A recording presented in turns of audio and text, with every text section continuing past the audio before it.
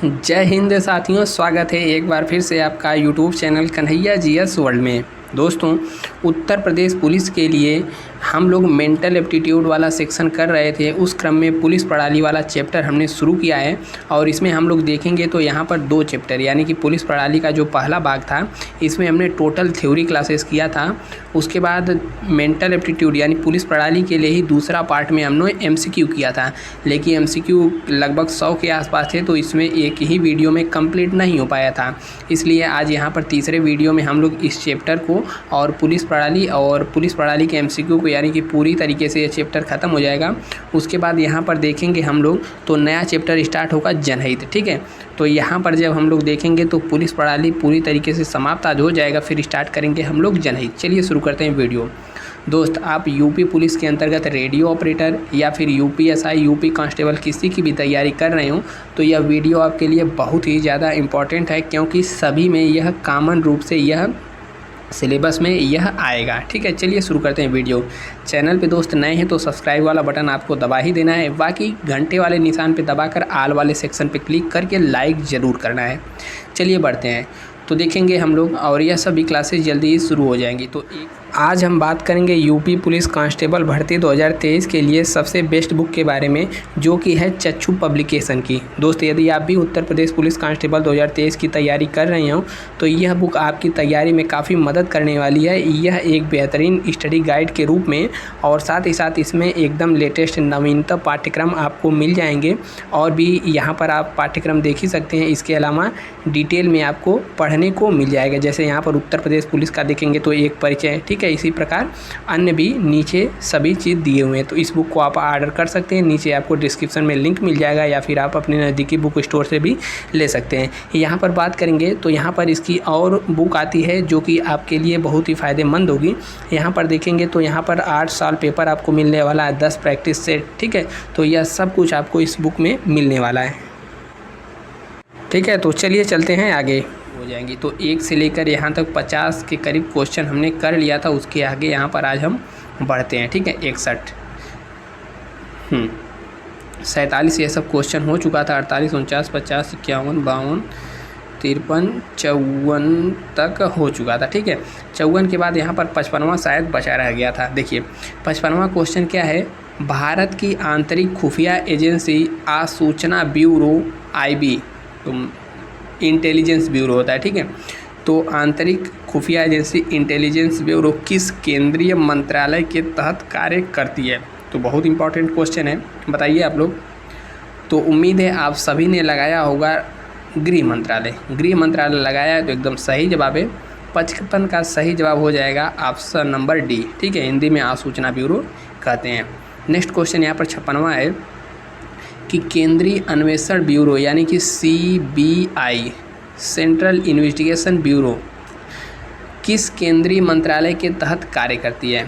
उम्मीद है आपने इसमें भी लगा दिया होगा गृह मंत्रालय। अगर गृह मंत्रालय आपने लगाया है तो गलत है, इसका सही जवाब होगा कार्मिक लोक शिकायत और पेंशन मंत्रालय के अंतर्गत। ठीक है, तो 56वें का ऑप्शन नंबर डी एकदम सही जवाब हो जाएगा। और जान लीजिए यह मंत्रालय किसके अंतर्गत आता है, तो इसके हेड कौन होते हैं? PM होते हैं। ठीक है, कार्मिक लोक शिकायत और पेंशन ये सब मंत्रालय PM के अंतर्गत आता है।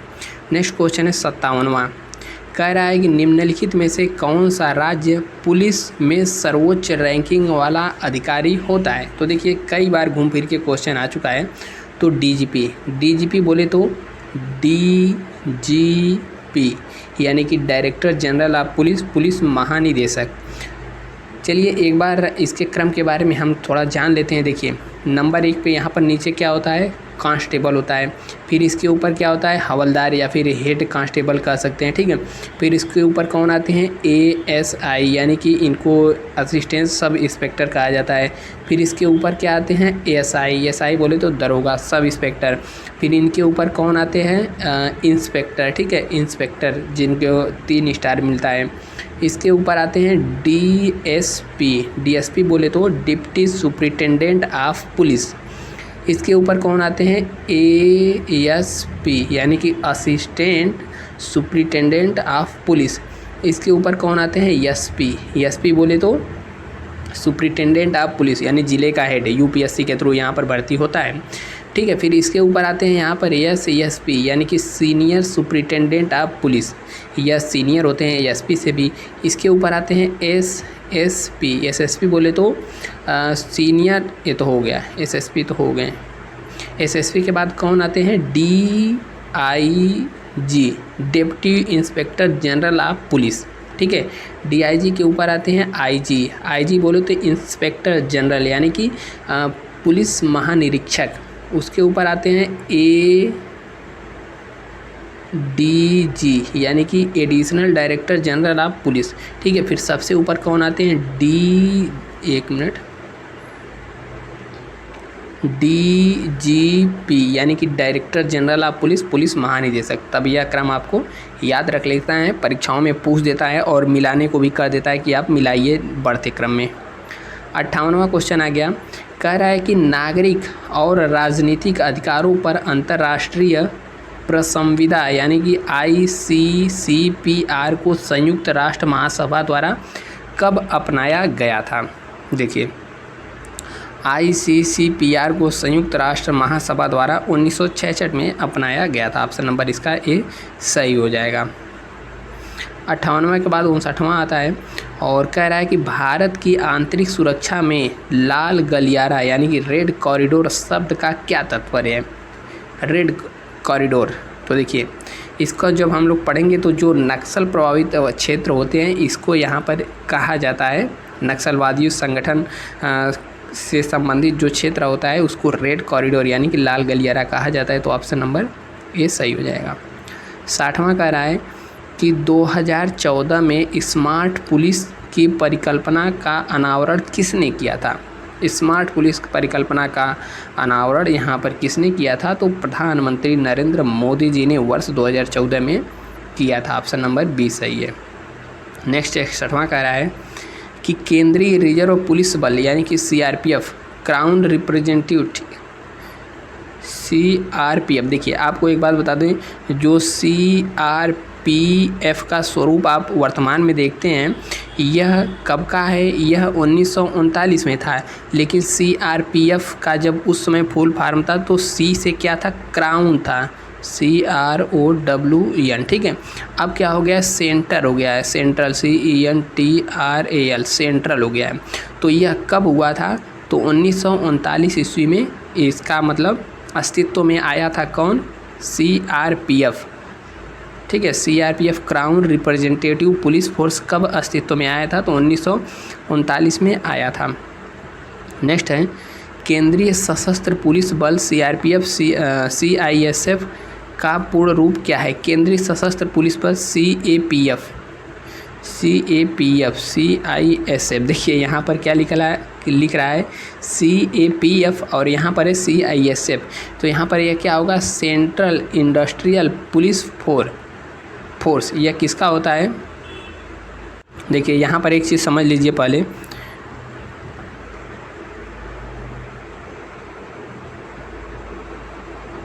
एक सेकेंड, देखिए यहाँ पर जो CAPF की बात किया है, CAPF का फुल फॉर्म क्या होता है?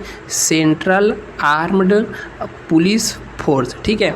और यहाँ पर CISF का बात करें तो CISF का फुल फॉर्म होता है सेंट्रल इंडस्ट्रियल पुलिस फोर्स, जहाँ पर औद्योगिक क्षेत्र जो भी होता है, औद्योगिक के अलावा भी जैसे ताजमहल हो गया, ठीक है, मेट्रो हो गया, इसके अलावा जो बड़ी बड़ी इंडस्ट्री हो गई, उन सब में CISF की ड्यूटी लगाई जाती है। तो CISF का पूछा है तो सेंट्रल इंडस्ट्रियल सिक्योरिटी फोर्स, ठीक है।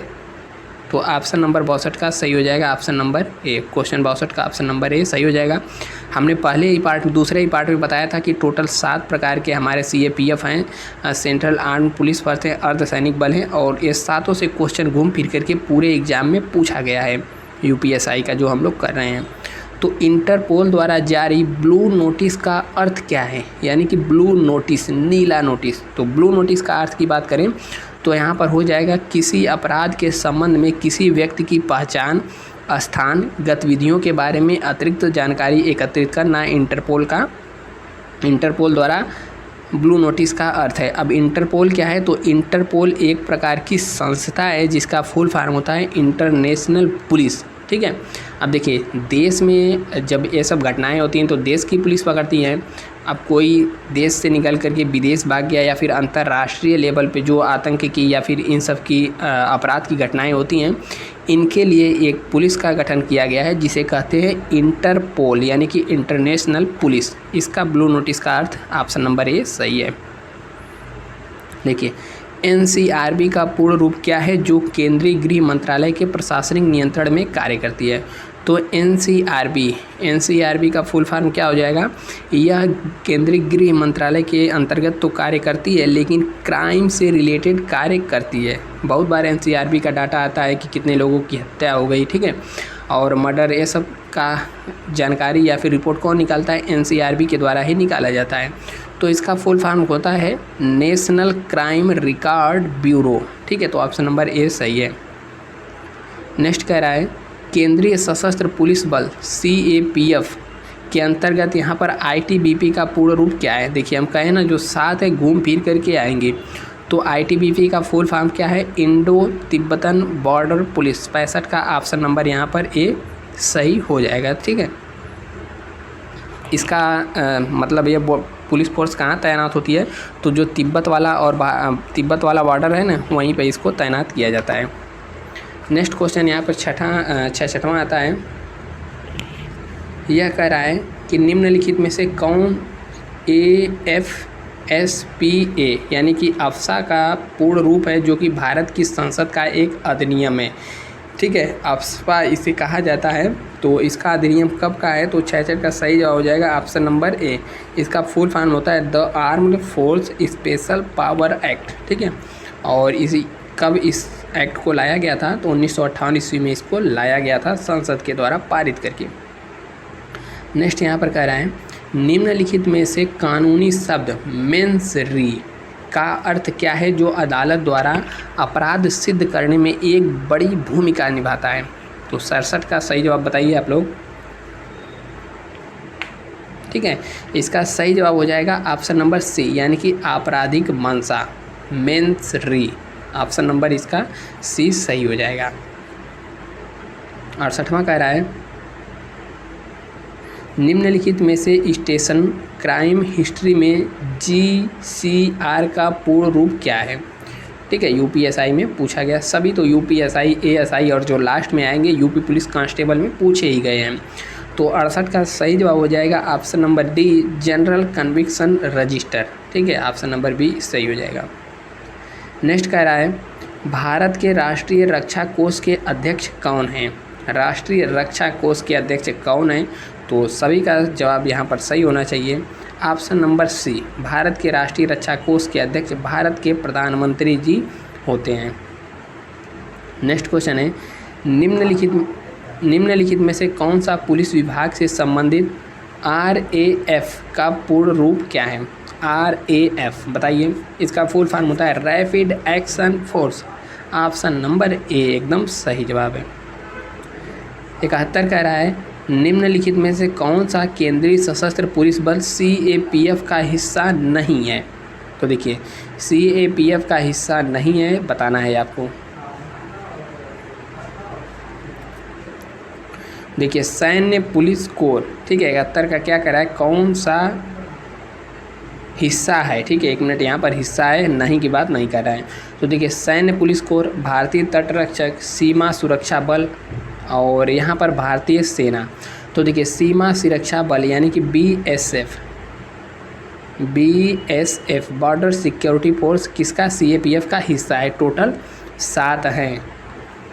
नेक्स्ट यहाँ पर 72 कह रहा है कौन सा पुलिस बल के महत्वपूर्ण बुनियादी ढांचे के प्रतिष्ठानों जैसे हवाई अड्डों, परमाणु ऊर्जा संयंत्रों, रक्षा उत्पादों इकाइयों तथा तेल क्षेत्रों के लिए सुरक्षा प्रदान करता है। तो देखिए, हमने इसे मतलब अभी कुछ देर पहले यहाँ पर हमने बताया, जो कि सेंट्रल इंडस्ट्रियल पुलिस फोर्स है, यानी कि केंद्रीय औद्योगिक सुरक्षा बल CISF हैं। यही लोग इस सब चीज़ों की सुरक्षा करते हैं, ठीक है। तो ऑप्शन नंबर ए एकदम सही हो जाएगा, 72 का ए। नेक्स्ट यहाँ पर कह रहा है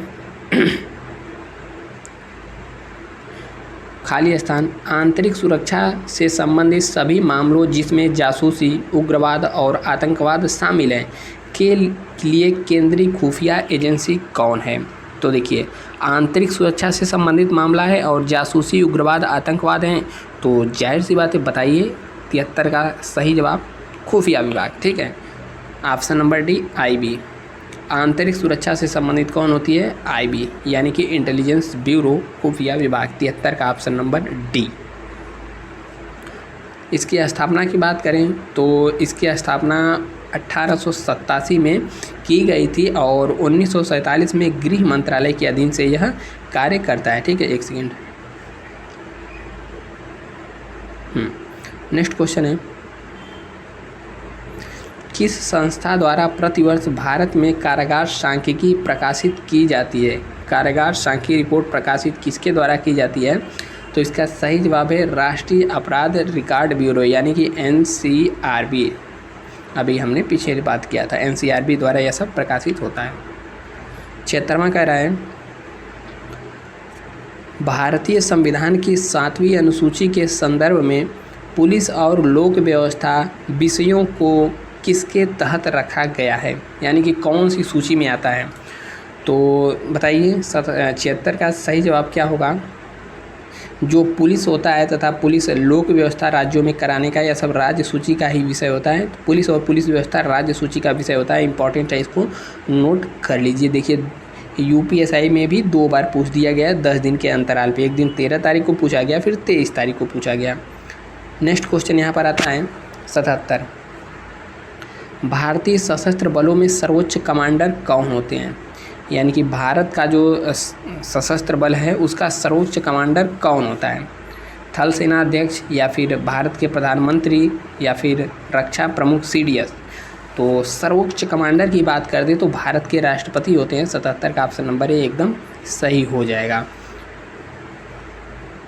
नेक्स्ट है, निम्नलिखित में से स्वतंत्र भारत के प्रथम कानून मंत्री कौन थे? कानून मंत्री कौन थे? तो बताइए, कानून मंत्री option number D doctor Bhimrao Ambedkar ji. ठीक है, और कब से कब तक थे?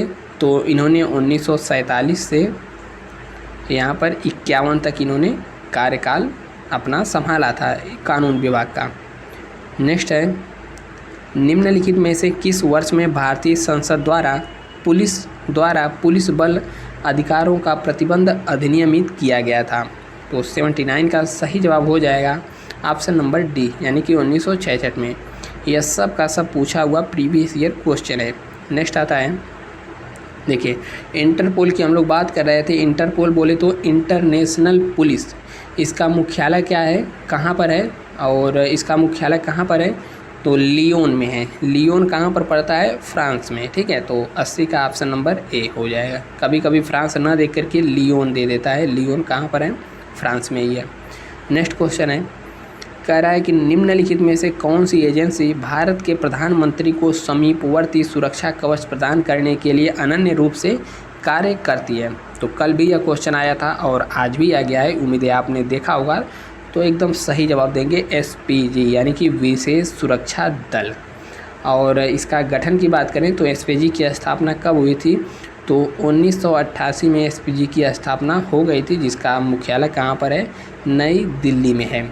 इसका काम क्या होता है? प्रधानमंत्री तथा उनके जो परिवार के सदस्य होते हैं या फिर पूर्व प्रधानमंत्री होते हैं, तो उनकी सुरक्षा के लिए इसको बनाया गया था।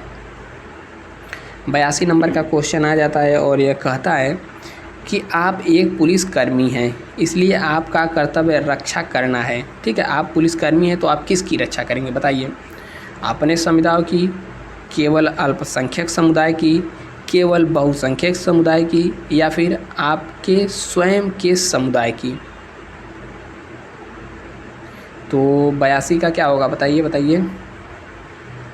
तो यहाँ पर क्या करेंगे? सभी समुदायों की रक्षा करेंगे। बेहद कॉमन क्वेश्चन है, ASI 2018 में पूछा गया है। 82 कह रहा है कि उत्तर प्रदेश आर्म्ड कॉन्स्टिट्यूटरी एक्ट किस वर्ष पारित किया गया था? तो कब किया गया था? तो 1948 ईस्वी में ही इसे पारित किया गया था। ठीक है, तो UPSI रैंकर 2011 के एग्ज़ाम में पूछा गया है। नेक्स्ट कह रहा है यहाँ पर पुलिस रेगुलेशन के पैरा 233 के अनुसार ग्राम अपराध नोटबुक के भाग 1, 2, 3 में एंट्रीज कौन करता है? तो एंट्री यहाँ पर करते हैं थानाध्यक्ष दी। ठीक है, यूपीएसआई 2011 का क्वेश्चन है। नेक्स्ट कह रहा है पुलिस रेगुलेशन के किस प्रस्तर में ड्यूटी पर नशे में रहना अथवा नशे के सेवन प्रतिबंधित किया गया है? तो इसका सही जवाब हो जाएगा ऑप्शन नंबर बी 73A में किया गया है। नेक्स्ट आया निरीक्षण पुस्तक हिंदी फॉर्म संख्या 35 को सुरक्षित रखने की अवधि क्या है? तो इसकी अवधि बताइए। निरीक्षण पुस्तक हिंदी फॉर्म संख्या 35 को इसकी जो सुरक्षित रखने की अवधि है वह ऑप्शन नंबर हो जाएगा सही ए, यानी कि 5 वर्ष तक इसको सुरक्षित रखना है। नेक्स्ट क्वेश्चन आता है यहाँ पर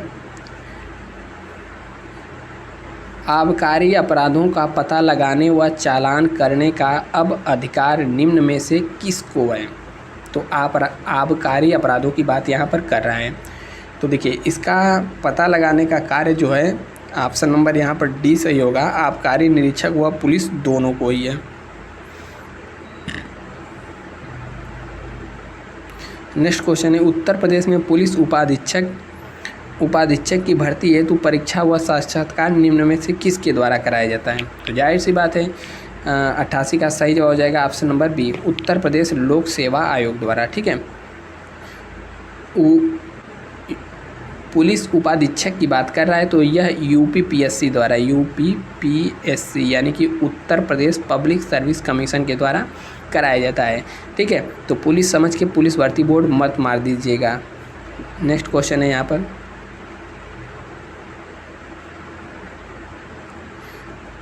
उप निरीक्षक नागरिक पुलिस का नियुक्ति अधिकारी अब कौन है? तो बताइए 89 का सही हो जाएगा ऑप्शन नंबर बी पुलिस उप महानिरीक्षक परिक्षेत्र। नेक्स्ट क्वेश्चन है और यह यूपीपी 2009 में पूछा गया था। कह रहा है कि यह किस राज्य पुलिस का नारा है? आपके साथ आपके लिए हमेशा। बताइए क्या है? आपका साथ आपके लिए हमेशा। तो यह दिल्ली पुलिस का है, यूपी पुलिस का नहीं है। और पहले वीडियो में हमने यूपी पुलिस का भी बताया था, तो एक बार कमेंट करके बता दीजिए यूपी पुलिस का क्या है नारा। नहीं पता तो वीडियो के लास्ट में हम बताएंगे, बने रहिए। नेक्स्ट क्वेश्चन यहाँ पर कह रहा है कि एक पुलिस तलाशी लेने के लिए आती है तो ब्रायन कार्यालय में, ब्रायन किसी व्यक्ति का नाम है, ब्रायन कार्यालय में अपने लैपटॉप पर होता है। उसके लैपटॉप को छीनने का एक कारण निम्नलिखित में से कौन सा होगा? यानी कि ब्रायन लैपटॉप पे कुछ कर रहा है, पुलिस आती है तो पुलिस उसका लैपटॉप क्यों छीन सकती है? इनमें से एक कारण बताइए। चलिए पढ़ते हैं कारण। अपने बॉस को सबमिट करने के लिए एक गोपनीय एक्सेल स्प्रेड पर काम कर रहा है। दूसरा, एक रोमांटिक कॉमेडी का आखिरी दृश्य देख रहा है क्योंकि यह उसका लंच ब्रेक है। अपने भाई की शादी में ली गई तस्वीरें अपनी सहयोगी को दिखा रहा है। या फिर एक वेबसाइट की जांच कर रहा है जो आपको विस्फोटक उपकरण बनाने का टिप्स देती हैं। तो ऐसे क्वेश्चन आसानी से पकड़ाए जाते हैं। एकदम सही है। लैपटॉप लेकर के विस्फोटक बनाने का देख रहा है कि कैसे बनाते हैं, टिप्स दे रहा है, तो पकड़ा ही जाएगा। तो सही जवाब हो जाएगा डी। कब पूछा गया था? तो यूपी जेल वार्डर फायरमैन 19/12/2022 में। ठीक है, नेक्स्ट क्वेश्चन यहाँ पर आया। कह रहे हैं निम्न में से पुलिसकर्मियों का कौन सा आचरण जनता के विश्वास को नहीं पा सके? देखिए क्या है, मेले में खोए गए बच्चे को ढूंढ निकालना, या फिर इसके अलावा कह रहा है यातायात व्यवस्था को संभाल कर दुर्घटनाओं को रोकना, चोरी डकैती से जनता को बचाने के लिए गश्त लगाना, केवल पुलिस स्टेशन में ही कानून का नियंत्रण करना। तो 92 का सही जवाब हो जाएगा ऑप्शन नंबर डी। यहाँ पर क्या पूछा था? विश्वास नहीं पा सके। ठीक है, तो यह भी यूपीपी 2009 में पूछा गया था।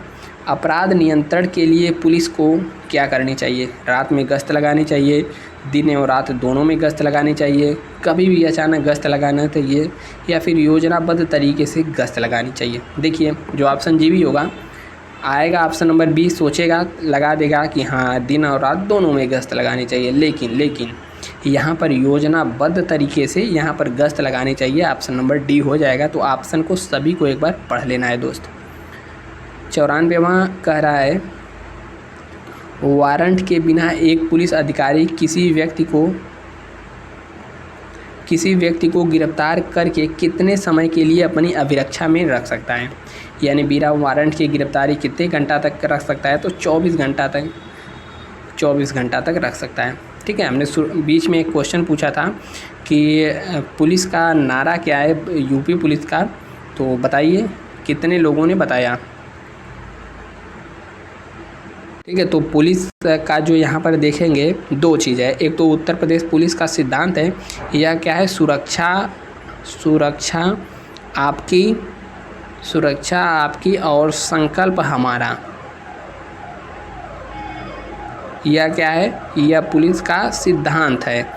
और यहाँ पर दूसरा बात देखें मोटो, ठीक है, MOTO, मोटो की बात करें तो यह है अच्छे लोगों का संरक्षण और बुरे लोगों का विध्वंस। ठीक है, तो अच्छे लोगों का संरक्षण लिख लीजिएगा, अच्छे लोगों का संरक्षण, बुरे लोगों का विध्वंस, यह मोटो है यूपी पुलिस का। तो उम्मीद करते हैं आपको वीडियो अच्छा लगा होगा। अब यह पूरी तरीके से ख़त्म हो चुका है पार्ट। अब नेक्स्ट पार्ट यहाँ पर आएगा कौन, जनहित, यानी कि पब्लिक इंटरेस्ट। देखिए एक चीज़ बता दें, यहाँ पर जो इसका थ्योरी है जनहित या फिर और जितने भी हैं, बहुत ज़्यादा थ्योरी को लेकर के दिक्कत में नहीं पढ़ना है कि हमको थ्योरी ही पढ़ना है, इसकी बहुत ज़्यादा थ्योरी नहीं है। और थ्योरी है भी तो एकदम थ्योरी है, आपको पढ़ना भी पड़ेगा। हम पढ़ के सुनाएं या फिर आप पढ़िए, कोई बहुत ज़्यादा समझाने वाली चीज़ नहीं है। ठीक है, तो थोड़ा बहुत थ्योरी इसको भी हम कराएंगे, बाकी जितना भी क्वेश्चन सभी का है, सभी का ओवरऑल क्वेश्चन धीरे धीरे चैप्टर वाइज हम करा देंगे। बने रहिए वीडियो में, मिलते हैं नेक्स्ट वीडियो में, तब तक के लिए जय हिंद।